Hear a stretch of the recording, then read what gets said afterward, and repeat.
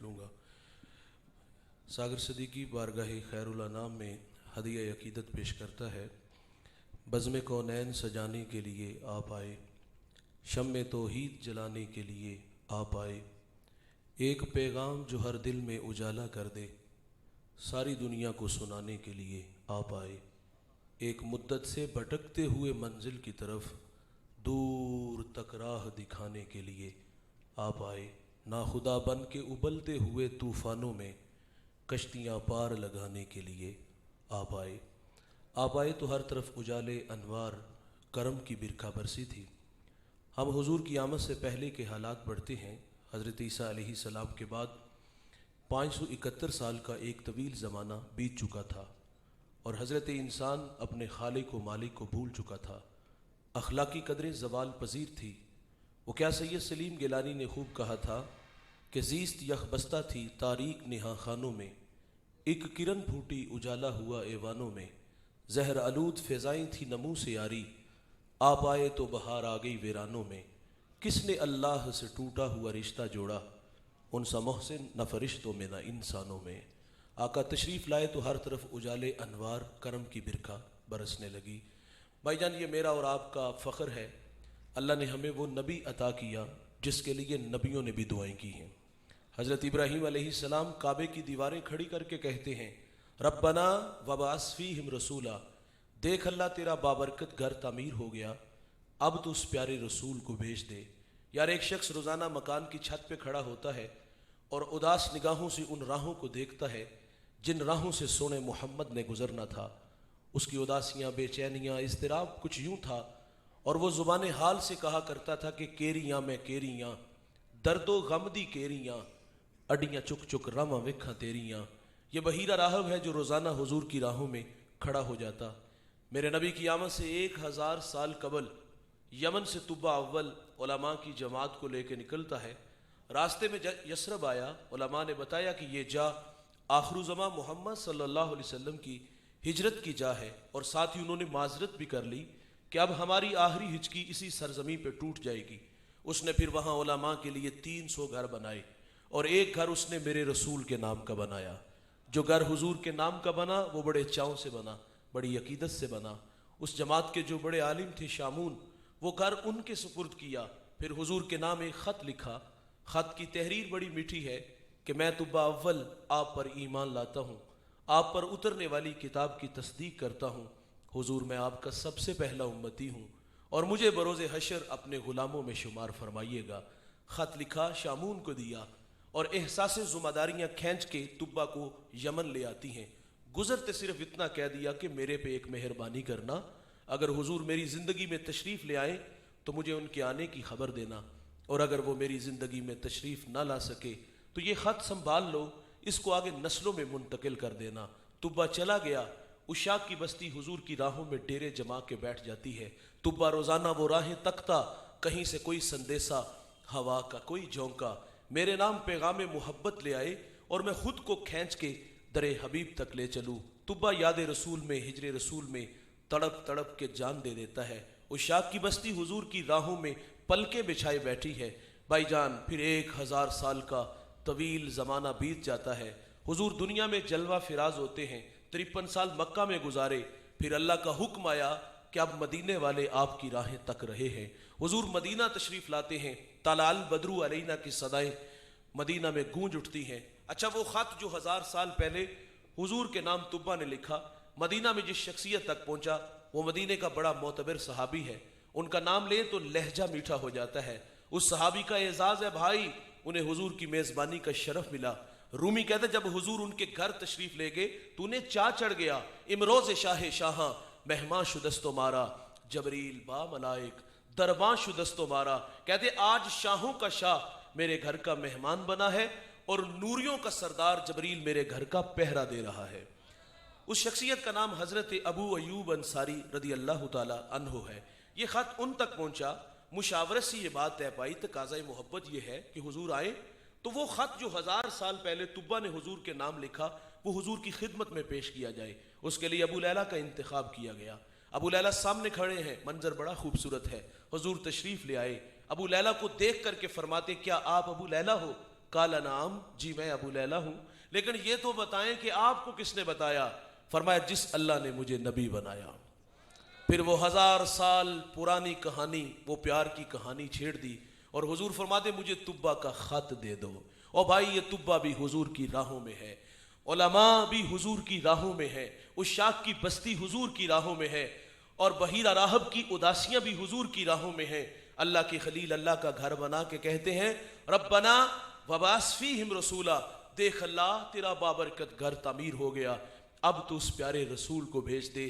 میں ایک جوان کا تذکرہ چھیڑنے لگا ہوں، میرا ایمان ہے آپ سنو گے تو کلیجے ٹھر جائیں گے، آنکھیں روشن ہوں گی۔ اس جوان کا تعلق ایران کے مشہور شہر اصفہان سے ہے۔ اس جوان کا نام سلمان ہے، جس کو آج زمانہ سلمان فارسی کے نام سے جانتا ہے۔ سلمان کہتے میرا والد مجوسی تھا اور اس نے مجھے مذہب کی تعلیم گھر سے دلائی، پھر کھیتی باڑی کے لیے باہر نکالا، سرے راہ عیسائیوں کا گرجا گھر آیا۔ فرماتے میرا جی چاہا کہ میں ان لوگوں کی مذہبی زندگی دیکھوں، یہ لوگ کیسے ہیں۔ فرماتے میں وہاں کافی دیر بیٹھا رہا، رات مرضی سے گھر آیا، والد بڑے غصے میں تھا اور کہا کہاں تھی اس وقت تک؟ فرماتے میں نے سچ سچ بتا دیا، گرجے میں تھا اور مجھے ان لوگوں نے متاثر کیا ہے، اب اس مذہب کی محبت دل میں رکھتا ہوں۔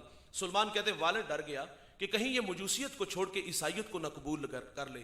میرے والد نے مجھے لوہے کی زنجیروں سے جکڑ دیا، پھر رد عمل کے طور پہ ضد پیدا ہوئی، فیصلہ کر لیا اب یہاں نہیں رہنا۔ سلمان کہتے مجھے سبیل ملی اور میں ملک شام آیا، وہاں ایک عالم سے ملاقات کی، اپنے حالات سے آگاہ کیا کہ اس مذہب کی محبت مجھے یہاں کھینچ لائی ہے، شہر کی سرداری کو ٹھوکر مار کے آیا ہوں، تشنا ہوں، میری پیاس بجھاؤ۔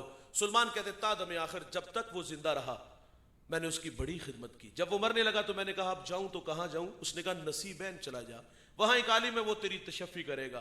فرماتے میں نے اس کی بھی بڑی خدمت کی، جب وہ مرنے لگا تو سراپا سوال بن کے اس کے سامنے کھڑا ہو گیا کہ کس چوکھٹ کا بیکاری بناؤ گے؟ اس نے مجھے کسی اور کے پاس بھیج دیا۔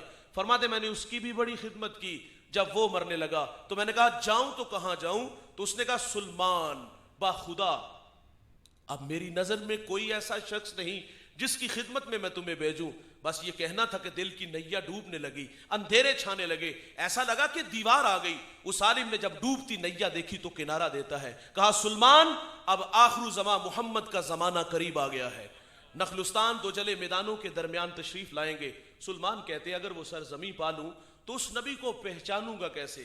تو انہوں نے بتایا کہ اس کی 3 نشانیاں، دھیان سے سنیے گا۔ نمبر 1 وہ صدقہ نہیں لیں گے، نمبر 2 وہ ہدیہ قبول کریں گے، نمبر 3 ان کے دونوں کندھوں کے درمیان محاذ قلب پہ مہر نبوت ہوگی۔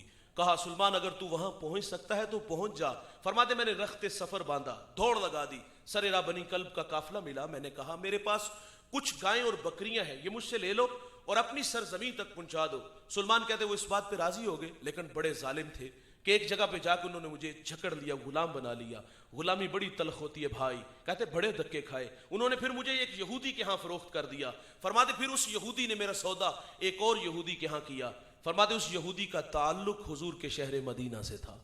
منزل نصیب ہو گئی، اب اڈیکنے لگے۔ ایک دن کسی نے سرگوشی کی دیوانے جس کی راہوں میں بیٹھے نا وہ پیارے محمد دنیا میں جلوہ فراز ہو چکے ہیں۔ اب سلمان کہتے ہیں میرا جی چاہا کہ میں اڑ کے حضور کے قدموں میں چلا جاؤں۔ وہ کیا کسی شاعر نے کہا تھا کہ اے زوف مدد کر در احمد پہ گرا دے، دربان کہیں اٹھ کہوں اٹھا نہیں جاتا۔ غلام مرضی سے نہیں جیتے بھائی، ہجر کی آگ میں جلتے رہے۔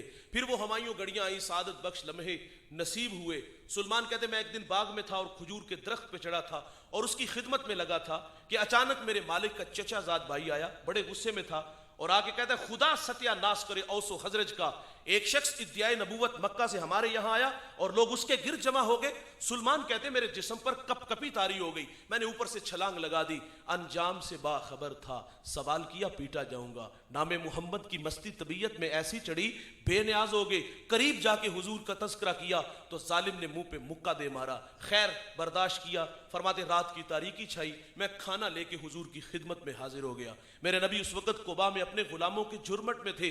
منظر دیکھو کتنا خوبصورت ہے۔ یہ دیوانہ کہاں سے چلا؟ اصفہان سے، شام آیا، نصیبین آیا، یہودیوں کے ہتھے چڑھا، در در کی غلامی اور در در کی غلامی کرتے آج منزل نصیب ہونے جا رہی ہے۔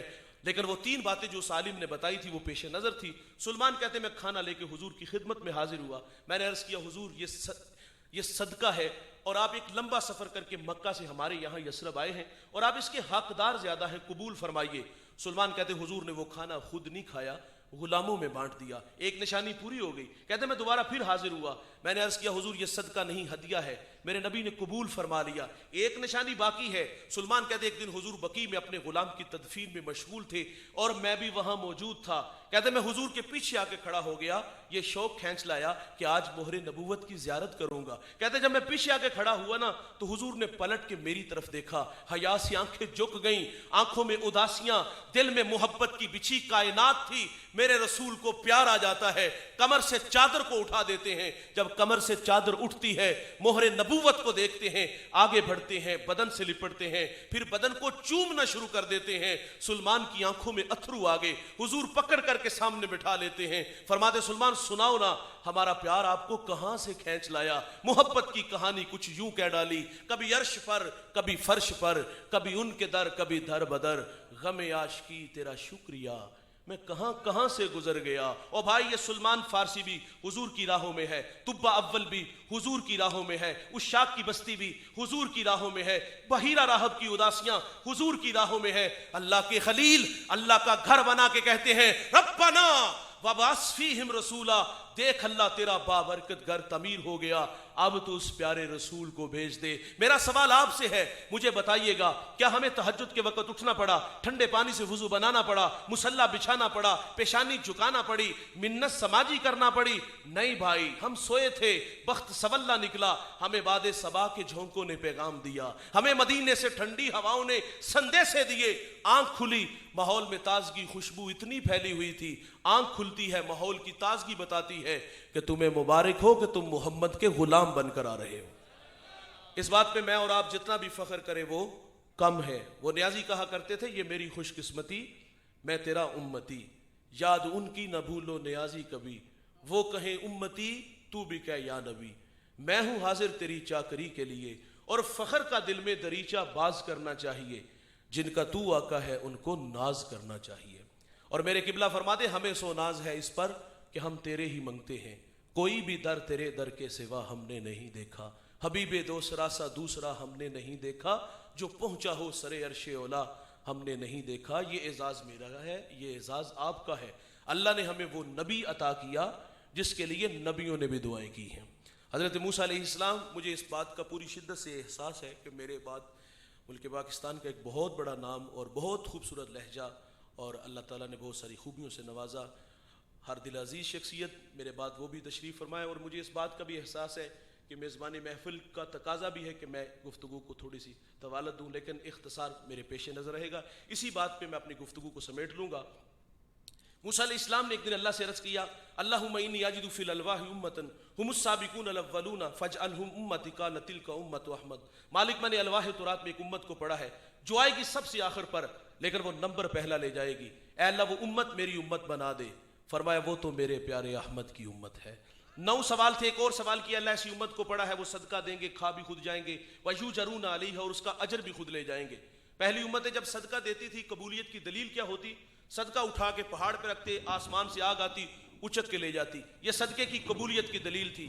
اگر کسی کا قبول نہ ہوتا وہ وہیں پڑا رہتا, قوم میں شرمسار ہوتا کہ کتنا بد نصیب ہے کہ اس کے صدقے کو اللہ نے قبول ہی نہیں کیا. اور بھائی ہمارا مال حلال کا ہے یا حرام کا, ہم نے جائز طریقے سے کمایا یا ناجائز طریقے سے, لوگوں کی ہڈیاں توڑی یا خون نچوڑا, جیسے بھی کمایا یہ ہمیں پتا ہے. قبول وہی ہوگا جب رزق حلال ہوگا. حرام کا کروڑوں بھی دیں گے تو قبول ہے. پہلی مہربانی یہ ہوئی کہ اللہ نے ہمارے عیبوں پہ پردہ ڈال دیا اور ہمیں رسوائی سے بچا لیا. اور یار اگر ان کا قبول ہوتا تھا وہ کھا نہیں سکتے تھے, آگ لے جاتی تھی. ادھر کہانی کیا, صدقہ دیا خود کھایا, اجر بھی خود لے گئے. اے اللہ وہ امت میری امت بنا دے. فرمایا وہ تو میرے پیارے احمد کی امت ہے. ایک اور سوال کیا, ایسی امت کو پڑھا ہے مالک وہ نیکی کا ارادہ کریں گے, نیکی کی نہیں, دل میں شوق پیدا ہوا ہے, دکھیوں کے کام آؤں گا, بیواؤں کے کام آؤں گا, کانٹوں بری بستی میں سنت کے پھول اگاؤں گا, جیوں گا اللہ کے لیے, مروں گا اس کے دین کے لیے, میری دھڑکنیں میری سانسیں قرآن کی نوکری میں گزریں گی. یہ نیکی کا ارادہ ہے بھائی. ابھی کسی دکھیے کے کام نہیں آیا, ابھی کسی گرتے کو سہارا نہیں دیا, ابھی کسی کو کھینچ کے مسجد میں نہیں لایا, ابھی کسی کی پیشانی میں سجدوں کا نور نہیں لایا. او بھائی نیکی کا ارادہ کیا ہے. آپ جانتے ہو ان جذبوں کی اللہ کے ہاں قدر کیا ہے؟ ایک شخص کے نام اعمال میں حج لکھا ہوگا, وہ عرض کرے گا اللہ میں نے تو حج کیا ہی کوئی نہیں. اللہ فرمائے گا حج نہیں کیا, لیکن جب حاجیوں کے قافلے تھے چلتے تھے تیرا دل تڑپتا تھا؟ ہاں اللہ بڑا ہی تڑپتا تھا۔ فرمایا اسی تڑپ کی وجہ سے تیرے نامہ اعمال میں حج لکھ دیا۔ مالک ایسی امت کو پڑا ہے وہ نیکی کا ارادہ کریں گے، ارادے سے نیکی عطا ہوگی، وہ کریں گے، ایک لکھی ایک نہیں 10 جائیں گی۔ اے اللہ وہ امت میری امت بنا دے۔ فرمایا وہ میرے پیارے احمد کی امت ہے۔ ایک اور سوال کیا، اللہ ایسی امت کو پڑا ہے وہ گناہ کا ارادہ کریں گے، گناہ کیا نہیں، پروگرام بنا ہے، رات شراب خانے میں شراب کے جام اڑائیں گے، بند کمروں میں آبرو ریزی کریں گے، منحوس خیال آ گیا میں تنکوں کے نشے من میں میری ہمسائیگی میں بسنے والے سنگ مرمر کے بنے گھروں میں رہیں، میرے بچے نانے شبینہ کو ترسیں، اس کے گھر میں گھی کے چراغ جلے، میں قصم کرسی کی زندگی گزاروں، وہ عیش و عشرت میں رہے۔ منحوس خیال یہ آیا رہزن بنوں گا، لٹیرا بنوں گا، ہاتھ حرام کی طرف بڑھاؤں گا۔ او بھائی یہ گناہ کا ارادہ ہے۔ یہاں فرشتے کو حکم نہیں کہ میرے بندے کے دماغ کی سکرین پر اس وقت جو گندے خیال آ رہے ہیں مجھے پسند نہیں، ابھی گناہ لکھو۔ او بھائی روک لیا گیا۔ ہو سکتا ہے یہ جو قدم سیل میں گھر کی طرف اٹھ رہے ہیں اللہ کے گھر میں آ جائیں، یہ جو ہاتھ حرام کی طرف بڑھا رہا ہے اللہ کے تھوڑے پر راضی ہو جائے۔ گناہ کے ارادے سے گناہ نہیں لکھا جائے گا، ہو جائے گا، فطرت میں بھول جانا ہے تو لکھا بھی ایک جائے گا۔ اور اگر جوانوں کوئی ندامت کے اتھرو اس کی چوکھٹ پہ لے کے آ جائے، کیے ہوئے گناہوں پر شرمسار ہو جائے، ہجرت کر کے پلٹ آئے، یہ اللہ کا وعدہ ہے میں اس کے گناہ کو لوح محفوظ سے مٹا دوں گا۔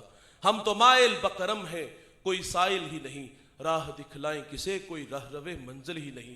جو گناہ چھوڑتے ہیں عادت باری تعالیٰ ہے وہ گناہوں پر کرم کا قلم پھیر دیتا ہے۔ حضور کی خدمت میں خاتون حاضر ہوئی، طہرنی یا رسول اللہ، 4 دفعہ کہا آقا مجھے پاک کیجئے، آقا مجھے پاک کیجئے۔ مجرمہ کا گناہ بڑا تھا بھائی، شادی شدہ تھی، زنا کا ارتکاب ہوا، پیٹ میں بچہ تھا۔ فرمایا گناہ تو نے کیا ہے، سزا تیرے لیے، اس بچے کا کیا قصور؟ اس کو مہلت دی گئی، اس نے بچے کو جنم دیا، 2 سال دودھ پلایا، 2.5 سال بعد حضور کی خدمت میں حاضر ہے، اس کو سنگسار کیا گیا، خود حضور نے جنازہ پڑھا۔ حضرت عمر عرض کرتے آقا یہ بڑی بدکار عورت تھی، تو میرے نبی فرماتے عمر اس خاتون نے ایسی سچی توبہ کی ہے اگر اس کی توبہ کا 10واں حصہ اہل مدینہ میں بانٹ دیا جائے تو اللہ تعالیٰ سب کی مغفرت فرما دے۔ علامہ سعدی لکھتے ایک بوڑھا ہر سال حج کے لیے جاتا ہے، ایک دفعہ کسی جوان کو ساتھ جانے کا اتفاق ہوا، اللہ کے گھر میں پہنچے، بوڑھے نے لبیک کہا، ہاتف سے آواز آئی لا لبیک، بوڑھے تیرا کوئی حج نہیں۔ ساتھ جو جوان تھا وہ چونک سا گیا، کہا بابا آواز نہیں سنی؟ کہا پتر یہ آواز 70 سال سے سن رہا ہوں۔ جوان کہتا پھر بھی آتے ہو؟ اب کلیجہ پھٹنے لگا، رو کے کہتا بتا اس در کے علاوہ کوئی در ہے جہاں جا کے دامن پھیلاؤں؟ بس اتنا ہی کہنا تھا کہ رحمت خدا بندی جوش میں آئی، ہاتف سے آواز آتی ہے جا بوڑھے ہم نے تیرے 70 کے 70 حج قبول فرما لیے، آج ساوی نے کھلے راوی نے۔ او بھائی آج معافی مانگے گے تو وہ معاف کر دے گا۔